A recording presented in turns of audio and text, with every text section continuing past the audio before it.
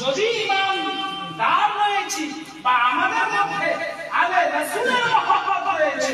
একমাত্র আমার খাজা গরিব নওয়াজের অবদান মুআজ্জাজ স্বামী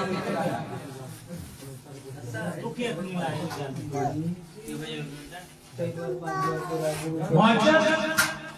যাই হোক মানকাবাতের একটি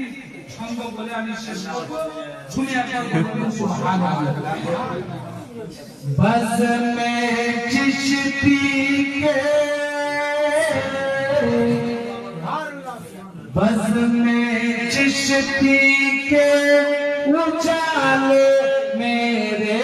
ख्वाजा बज़ में चिश्ती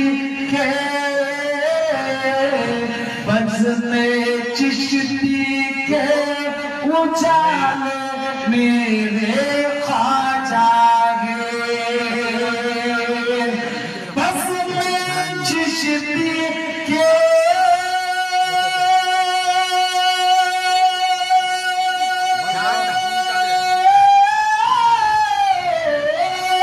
बस में चिश्ती के उजाले मेरे ख्वाजा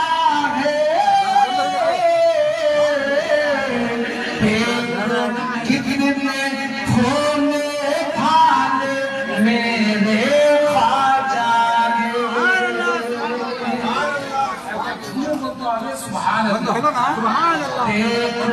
कितने खोले भाले मेरे ख्वाजा बस में चिश्ती के उजाले मेरे ख्वाजा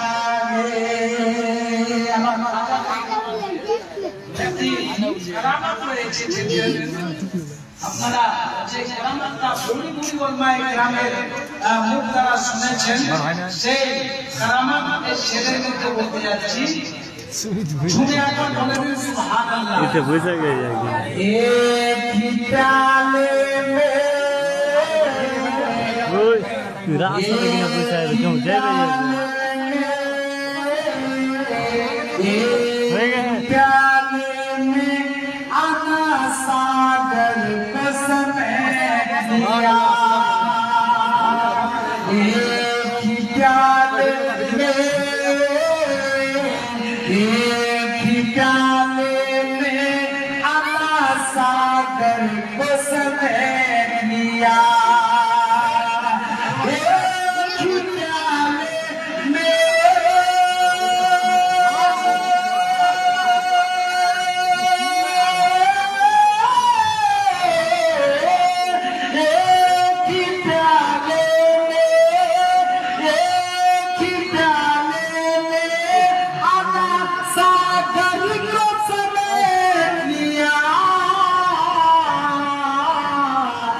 देखो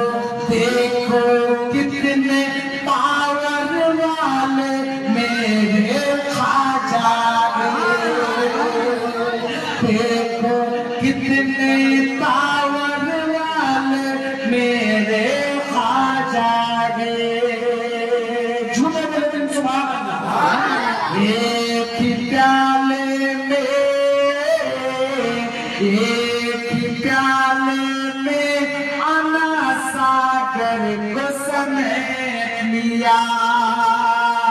एक ही प्याले में आना सागर को समेट लिया देखो कितने पावर वाले मेरे ख्वाजा देखो कितने पावर वाले मेरे ख्वाजा रेजा रेजा रेजा रेजा रेजा रेजा ये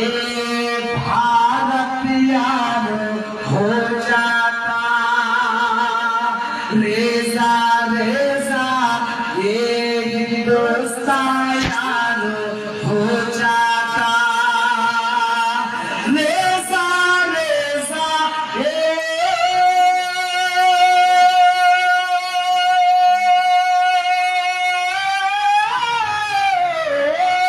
रेसा रेसा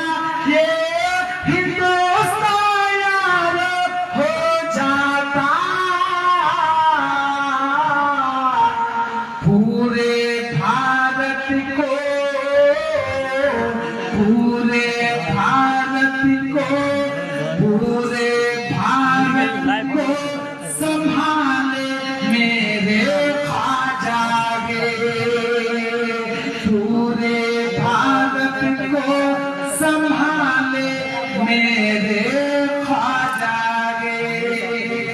ये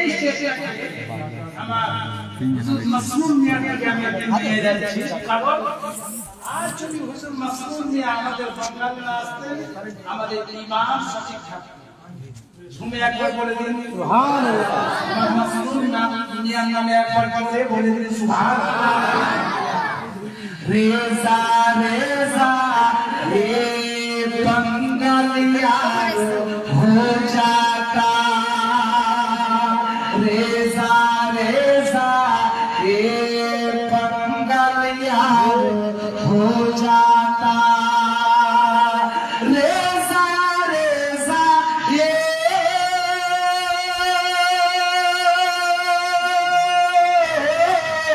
रेजा रेजा ये बंगालिया हो जाता पूरे बंगाल को पूरे बंगाल को संभाले मेरे मसरूर गे पूरे बंगाल को संभाले मेरे मसरूर गे ये अली के बेटे हैं अली के बेटे हैं और लाल सहरा का अली के बेटे हैं अली के बेटे हैं और लाल सहरा का ये अली के बेटे हैं और लाल सहरा का देखो कितने पावन वाले मेरे मसरूर हैं देखो कितने पावन वाले मेरे ख्वाजा गे इस्लाम जय हो আর ওলামায়ে কেরাম আছেন আপনারা যারা বাইরে এখনো ঘোরাফেরা করছেন তাড়াতাড়ি করে চলে আসুন আসসালামু আলাইকুম ওয়া রাহমাতুল্লাহ না করো আচ্ছা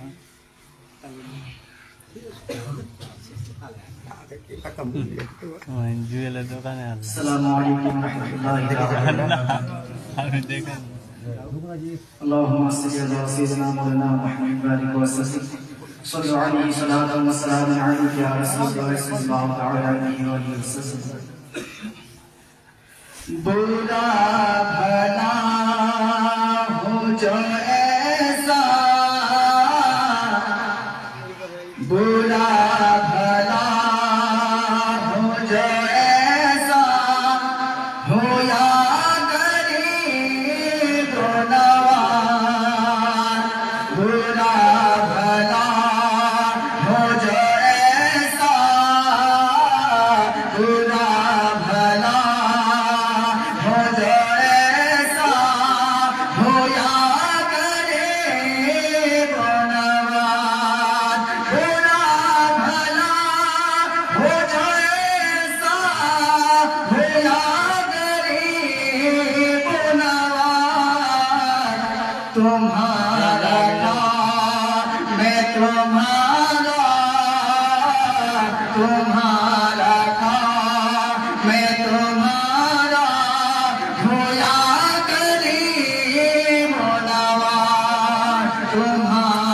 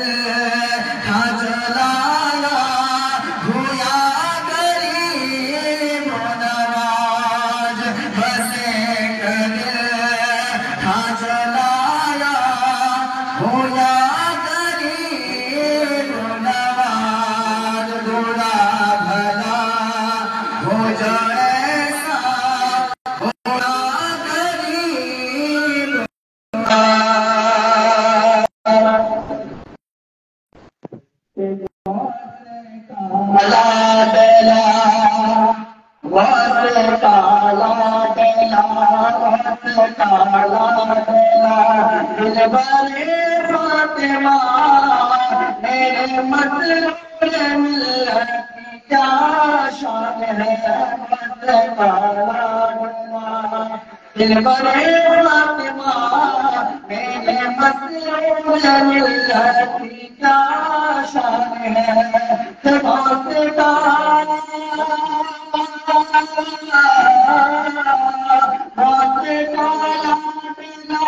दिल वाले फातिमा वैसे काला दिल वाले फातिमा मेरे मसरूर मिल्लत की क्या शान है मेरे मसरूर मिल्लत की क्या शान है जिसके मोती मेला जिसके मोती मेला वो कितना दिल है जिसके मोती मेला वो कितना दिल है शहर पटवा का तो ऐसा सरकार है मोती मेला वो कितना दिल है शहर पटवा का तो ऐसा सरकार है काला गला दिल वाले फातिमा मेरे मसरूर मिल्लत की क्या शान है कि मेरे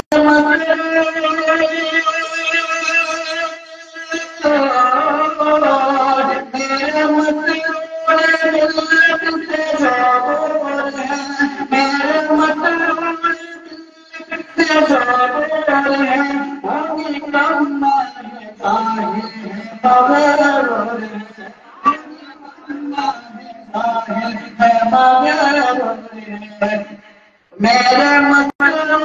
मिल्लत से ज़ाहिर है वही अम्मा है ज़ाहिर है मगर है वही अम्मा है ज़ाहिर है मगर है जो मुखालिफ है रात सरकारदा जो मुखालिफ है रात सरकारदा आदमी की शक्ल में मारे रिसालत मारे हैदरी मारे हैदरी मारे हैदरी हुजूर सैयद बदरुल मियां का दामन हुजूर सैयद दुल्हा मियां का दामन हुजूर सैयद बदरुल मियां का दामन हुजूर सैयद ख्वाजा मसरूर मियां का दामन नारे तकबीर नारे हक हुसैन या हुसैन हक हुसैन कि मेरे मसरूर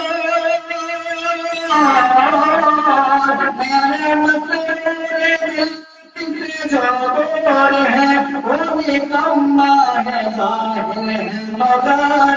है वो भी कम्मा है ज़ाहिर है मगर है जब खालिक है करना के सुल्तान का जब खालिक है करना के सुल्तान का आदमी की शक्ल में वो शैतान है काला गला दिल वाले फातिमा मेरे मसरूर मिल्लत की क्या शान है कि सैयद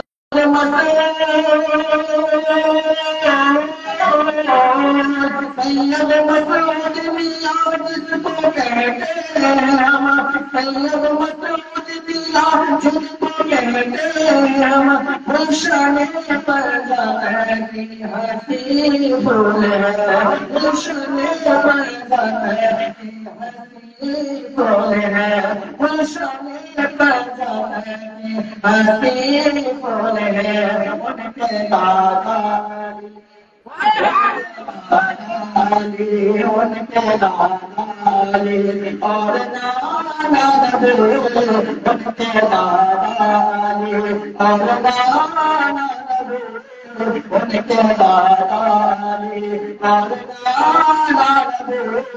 हमसे होते अलग उनकी पहचान है दिल वाले फातिमा मेरे मसले मिला की क्या शान है बस काला गला दिल बने फातिमा मेरे मसले मिला की क्या शान है उसकी मोटी मेरा दिल है शहर कटरा को ऐसा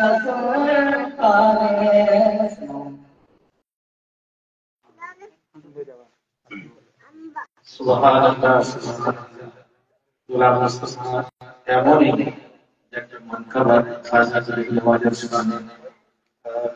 হুজুর মাসরুর আলাইহির নামে পড়লেন হাকিকত যদি লোক যদি হাকিকতে যদি ওনার সঙ্গে মোহাব্বত করে তো দুনিয়াতে উজালা হয়ে যাবে আর হুজুর মাসরুর में আছেন যে খুব যে আদাওয়াত রেখেছে সেই কিন্তু মিস নাবুদ হয়ে গেছে আর হয়ে যাবে কারণ আমি গোলাম মুস্তাফার মানকাবা শুনে কয়েকটি কথা মনে পড়ে গেল যে আমরা এমনই সিলসিলাতে জড়িত نحمده ونصلي على رسوله الكريم أما بعد أعوذ بالله من الشيطان الرجيم بسم الله الرحمن الرحيم يا أيها الذين آمنوا اتقوا الله وكونوا مع الصادقين যে আল্লাহ তাবারক ওয়া তাআলা কোরআন পাকে ঘোষণা করেছেন ইয়া আইয়ুহাল্লাযীনা আমানু তাকুল্লাহা ওয়া কুনু মা'আস সালিহিন হে ঈমানদার ব্যক্তিগণ তোমরা আল্লাহ তাবারক ওয়া তাআলার ভয় করো আর সত্যবাদীদের সঙ্গে হয়ে যাও তো সত্যবাদীর সঙ্গে যে আমরা এমনই সত্যবাদী পেয়েছি যে নবী পাক সাল্লাল্লাহু তাআলা আলাইহি ওয়াসাল্লাম বলেছেন ওয়া মাতা আলা হুব্বে মুহাম্মাদের মাতা মুমিনা মাতা শহীদা যে ব্যক্তি নবী পাক সাল্লাল্লাহু আলাইহি ওয়াসাল্লাম বলেছেন যে ব্যক্তি আমার আওলাদের সঙ্গে ভালোবাসা করলো মহব্বত করলো সে ব্যক্তি মুমিন হয়ে মারা যাবে এবং শহীদি বরণ করবে সুবহানাল্লাহ বারাদার আগে মুমিন হওয়া দরকার মুমিন হতে গেলে নামাজ কামিয়াবি হজ কামিয়াবি রোজা কামিয়াবি আগে মুমিন তারপরে নামাজ আগে মুমিন তারপরে হজ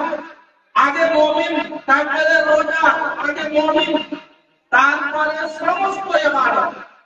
মুমিন ব্যক্তির জন্য ইবাদত রয়েছে বেঈমানের জন্য নয় মুনাফিকের জন্য নয় তো আল্লাহ পাক রব্বুল আলামিন কোরআন পাক বলছেন যে আইয়ুহাল্লাযীনা আমানু তাকুল্লাহা ওয়া কুনু মা'আস সাদিকিন যে হে ঈমানদার ব্যক্তিগণ তোমরা আল্লাহ তাবারক ওয়া তাআলাকে ভয় রাখো আর সত্যবাদীর সঙ্গে হয়ে যাও তো আমরা এমনই সত্যবাদীর সঙ্গে হয়েছি যারা কালকে একটি ঘটনা যে হুজুর তুলহামিয়া রাহমাতুল্লাহ আলাইহি ইনি এত বড় হস্তি ছিলেন যে ওনার কথা আমাদের সামনে আসে তিনিও এত বড় হস্তি ইনাকে আমাদের চোখে মানে চিনা মুশকিল আছে যে হযরতে তুলহামিয়া রাহমাতুল্লাহ আলাইহি আমাদের গ্রামে ছিলেন কিন্তু মেহরাপুর কুড়িয়াটায় ওনার খানকা ছিল মেহরাপুরে একটি মসজিদে উনি নামাজ পড়তে পেরে নামাজ পড়তে যাওয়ার পরে ওই জায়গার ইমামটা যতটুকু ভ্রমণ বা যাই হোক ওনার যে কিছু মনে করেননি হযরতে তুলহামিয়া ওই মজলিসে ওই মসজিদে উপস্থিত রয়েছে ওনার যে বিনা ইবাদতে নামাজ পড়তে এলেন ইমাম সাহেব ইমাম যখন আল্লাহু আকবার বলে নামাজ পড়বেন তিন রাকাতে সালাম ফিরাবেন মানে বল দুলহামিয়া বলছে ইমাম সাহেব क्या खबर तीन रकात में सलाम चार रकात वाली नमाज में पढ़ लो बाबा दोबारा शुरू करो तो उनार वही ইমামের দিলে ছিল এটা হচ্ছে ওলি কিন্তু ওলি না কারণ ওলি যায় হয় মানে মৌলবীরা তো বলে যে ওলি যায় হয় আলিম হয় ये तो आलिम ना दुल्हनिया मने হয় আলিম না এ তো ওলি আছে ঠিক কিন্তু আলিম না আলিম না তো মানে ওলিও না মানে নামাজের ইবাদত নিচ্ছে না আবার নামাজের কথা বলবেন না এই কথা আবার দ্বিতীয়বার নামাজ শুরু করলেন নামাজ শুরু করতে গিয়ে দেখছেন আবার সেই মানে নিয়ত করে আবার দেখবেন যে ওই নামাজের মধ্যে ভুল করে ফেললেন ভুল করে দেওয়ার পরে তিনবার নামাজ दोहराते থাকছেন নামাজ পড়তে থাকছেন তবুও কিন্তু ওই ইমাম সাহেবের মানে মাকসাদ খারাপ ওই মাকসাদ খারাপই আছে লাস্ট ইমাম সাহেব আমি এতদিন থেকে নামাজ পড়াচ্ছি কিন্তু এতদিন পর্যন্ত কোনোদিন এরকম ভাবে বের করতে পারিনি যে ইয়াকি নামাজের মধ্যে তিনবার তখন উনি মিয়ার কাছে গিয়ে বললেন যে হুজুর কি আমি মাফ করবেন যে আমি আমাকে মাফ করে আমাকে মুরিদ করে বলছে যাও আলিমের পাশ মুরিদ হও আলিমের কাছে মুরিদ হও তুমি আমার কাছে কি করতে মুরিদ হও যে আলিম বলে রয়েছে চার কাছে তুমি মুরিদ হও হুজুর দুলহানিয়া বলছেন হুজুর আমি আপনার মুরিদ হব মুরিদ করব এটা না তো বলে যে না হুজুর আমি মুরিদ হব আপনি নামাজ পড়ান তখন বলে বাবা আমি নামাজ পড়াবো না আমি মুরিদ করে নিচ্ছি না আপনি নামাজ পড়ালে আমি মুরিদ হব তাহলে সব হুজুর বলেন না আমি মুরিদ করব না কারণ এখানে দিলে দেখা যাচ্ছে হুজুর দুলহানিয়া বলেছেন যে তুমি নামাজ পড়াবো আমি অর্ডার করছি বলছে না না হুজুর আপনি নামাজ পড়াবেন আমাকে মুরিদ করে তারপরে নামাজ পড়ান তারপরে আমি মুরিদ আপনি যদি মুরিদ না করেন কিয়ামতের দিন আল্লাহ তাবারক ওয়া তাআলার দরবারে আমি দাঁড়িয়ে যাব কি আল্লাহ পাক রব্বুল আলামিন আমি এই দুলহানিয়ার কাছে মুরিদ হওয়ার জন্য আবদার জানিয়েছিলাম কিন্তু উনি আমাকে মুরিদ করেননি যে আমি সব করে মুরিদ হওয়ার জন্য বলেছিলাম তোমাকে উনি মুরিদ করেননি তো বলেছেন যে বাবা বলো তোমার শাস্ত্র কি তো বলেছেন যে হুজুর আমার শাস্ত্র এসে আপনি নামাজ পড়িয়ে যান নামাজ পড়ার পরে আপনি বসেন আমি আপনার হাতে মুরিদ হব বাইশ তখন হযরত দুলহানিয়া ওই নামাজের মধ্যে ছিলেন সুফি মাস্টার মানে দরিয়াপুরে হোসেন মাস্টার ওই নামাজ মেহরাবের একটা ঘটনা ঘটছে হুজুর দুলহানিয়া যখন ইমামতের জায়গাতে গেলেন ইকামত হলো নামাজ শুরু হতে যাচ্ছে ওই জায়গাতে ছিলেন মাইনুল খলিফার বাবা ওই জায়গাতে ছিলেন মাকসুদ মাওলানা বাবা মেহরুদ্দিন খলিফা তখন হুজুর দুলহানিয়া নামাজ পড়লেন নামাজ আরম্ভ করতে গিয়ে নামাজ পড়তে গিয়ে নামাজের মধ্যে দেখতে পাচ্ছেন যে আমরা সাজদা করছি কাবার ঘরে কাবার ঘরে নামাজের সমস্ত নামাজ যখন 4 রাকাত নামাজ সমাপ্ত হয়ে গেল হয়ে যাওয়ার পর নামাজীগুলো বলছে যে নামাজীগুলো ওয়াদা করছে যে আজকে যখন নামাজ আমরা কোথায় পড়লাম বরং কাবার ঘরে পড়লাম যে সামনে তো কাবা ছিল আমরা তো আজকে নামাজ পড়লাম কাবার ঘরে দিয়েছিলেন হুজুর দুলহানিয়া এমনই ছিলেন যে ওনারা ভাড়া দিলেন ইনি যে আসেন আমাদের হুজুর মাসুদ মিয়া যে ইনাকে চিনা খুব বড় মুশকিল যে হযরত খাজা গরিব নওয়াজ আজকে আমরা সকলে জানি যে হুজুর খাজা গরিব নওয়াজের ফাতিহা এই ফাতিহাতে আজকে তাদের 6 তারিখ দিন গত হয়ে সাত পড়ে গিয়েছে এটার জন্য আজকে হুজুর তাজুল ওয়ারাফা হুজুর শাইখুল ইসলাম মাসরুর মিয়ানের আমরা পাতে হয় তো হযরত খাজা গরিব নওয়াজের ওয়াফাতে তারিখ लेखक জীবনী करने वाला लेखक जब उन्हीं নিজের হুজরা মোবারকে রজব মাসের 1 তারিখ থেকে ঢোকার পরে উনি 6 তারিখ পর্যন্ত নিজের হুজরা মোবারকে ছিলেন খাদিম যখন 6 তারিখে দরজা খুলে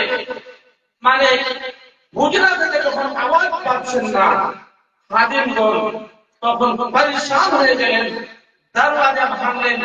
ভাঙার পরে হযরতে খাজা গরিব নওয়াজের রজব মাসের চাঁদের 6 তারিখে দেখেন তো হযরতে খাজা গরিব নওয়াজ আল্লাহ তাবারক ওয়া তাআলা মাহবুব পেয়ে গেছেন যে আল্লাহ তাবারক ওয়া তাআলা কবুল করে নিয়েছেন। তো চাঁদের 6 তারিখ মেনে আমরা চলি হুজুর মাসরুর মিয়ারে রহমান এই তারিখ আমরা যে উনি এই তারিখে ওয়াফাত হয়েছেন, পরদা হয়েছেন, আমাদের চোখ থেকে আড়াল হয়েছে, কিন্তু প্রত্যেক মুমিনের দিলে উনি জায়গা করে নিয়েছেন।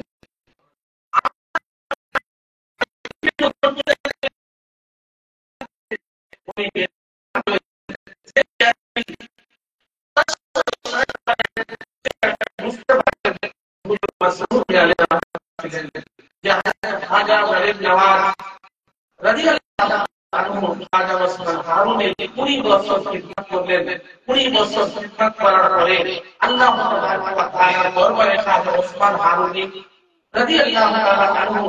উনার পীরের নাম ছিল খাজা ওসমান হারুনি। খাজা ওসমান হারুনি রাদিয়াল্লাহু তাআলা আনহু আল্লাহ তাবারক ওয়া তাআলার দরবারে খাজা গরিব নওয়াজকে কবুল করতে নিয়ে গেলেন। কবুল করে গায়েব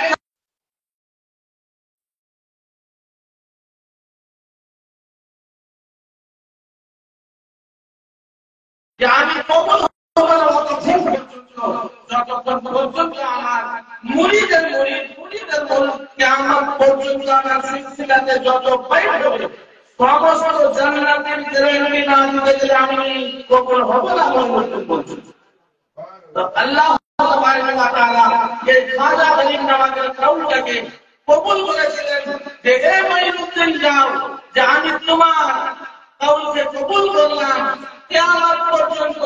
তোমার সিলসিলা জারি থাকবে আর তোমার সিলসিলাতে যত বাইর হবে সমস্ত জান্নাতি হবে। এই জন্য আমাদের সিলসিলার নাম হচ্ছে খানদারে জিস আহলে বেহেশত, যে বেহেশতি সিলসিলা। আমরা যে সিলসিলাতে জড়িত রয়েছি সেই সিলসিলা হচ্ছে বেহেশতি সিলসিলা। আর এই বেহেশতি সিলসিলাতে যে ব্যক্তি বাইর হয়ে যাবে ইনশাআল্লাহ আমরা যদি মুমিন হয়ে থাকি, আমরা যদি পীর মুর্শিদের আশিক হয়ে থাকি, আমরা যদি ওনার হুকুমকে পালন করে চলি তো নিশ্চয় আমরা জান্নাতি। কারণ ওনার হুকুম পালন করতে হবে। যেমন একটা হাদিসে দেখলাম যে নবী পাক সাল্লাল্লাহু আলাইহি ওয়াসাল্লাম বলেছেন কোন জায়গাতে এমনই জায়গা রয়েছে যে তোমাকে এমন কথা বলে দিল আর ওই জায়গাটাতে যদি ঝগড়া লেগে যাবে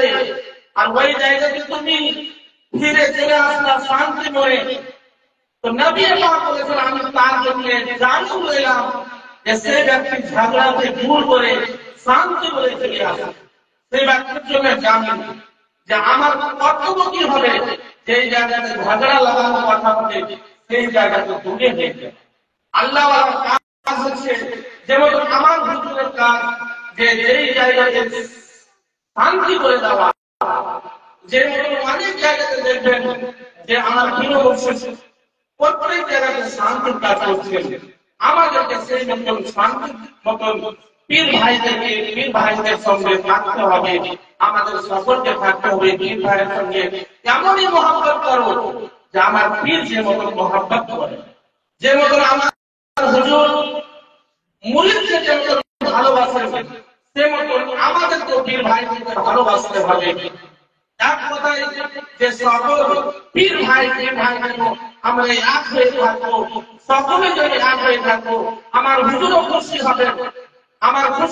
হুজুর খুশি হতে গেলে নবী পাক সাল্লাল্লাহু আলাইহি ওয়াসাল্লাম খুশি হবেন, আর নবী পাক খুশি হতে গেলে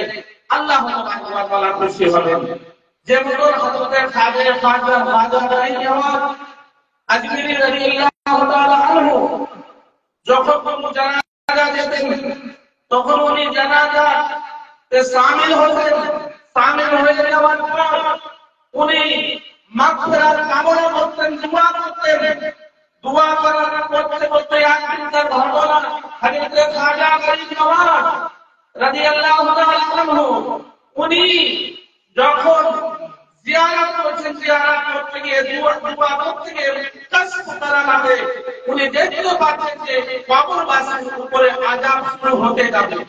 মুনকার নাকির সওয়াল করছে, এই অবস্থাতে হযরত খাজা মীর জামান দেখতে পাচ্ছেন কষ্ট করে যে কবরের মধ্যে আযাব হতে শুরু হবে।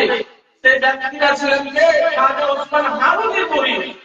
খাজা ওসমান হারুনি রাদিয়াল্লাহু তাআলা আনহু রুহানি অবস্থাতে